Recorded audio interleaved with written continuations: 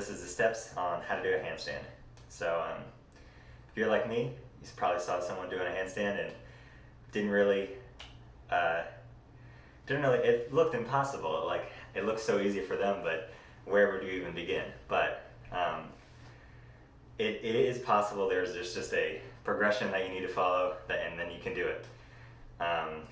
So I'd say the first step is to make sure you have enough mobility and enough strength to be able to do it.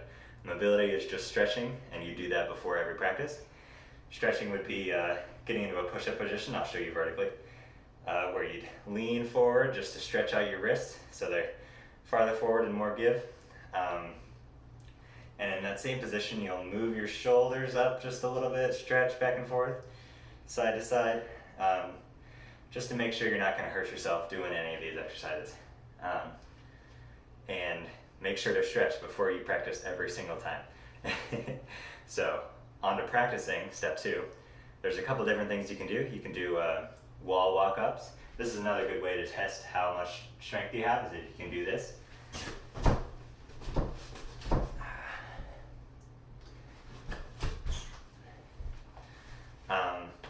But the main thing you'll be doing is kick-ups, which I'll show you now as well. Kick-ups is just what it sounds like.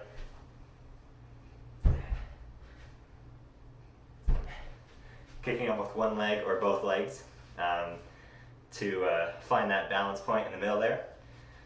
And another thing you can do is practice getting into a handstand. You can either have yourself already stanced out, you can roll into it, or you can be crouching and kick up with both legs. That's a little more difficult. And the main thing you're doing is just building strength, getting comfortable upside down, and like trying to locate roughly where that balance point is, where that fulcrum is, and where everything lines up. The other thing with practicing is to make sure you have the form correct. You want your hands planted, shoulder width apart, and with your shoulders you want to have them elevated. You'd be pushing, in this case, up, but when you're upside down, into the ground, and pushing your body this way. That way you're using all of these muscles back up in here, and your back and chest and all that stuff to control where you're moving. You'll also want your head tucked in to make sure your spine is in alignment. And you want to lead with your hips, because if you lead with your legs, you'll just be flailing all over the place. But the third step is getting your coordination right and aligning yourself on that balance point. This is the trickiest step. There's no right or wrong way to do it necessarily, and it's different for every single person. But all you gotta do is keep practicing, keep working at it, keep doing those kick-ups into the handstand. And you're gonna fall over a lot, that's just how it is. But I'd say a couple of tips for you.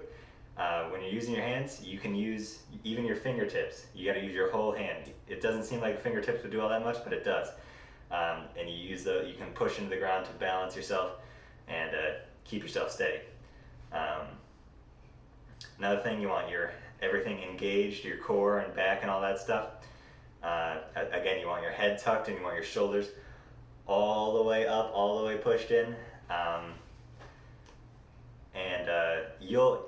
It's hard, I know it seems weird, but you'll get the feel of it. You'll feel everything in alignment once, even if you fall back one way or the other.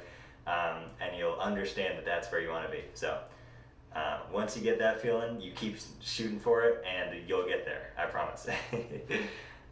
So it's not impossible, it seems like it is, but after you progress and do all these things and make sure you have everything worked up, you have to progress into it. It doesn't just come overnight.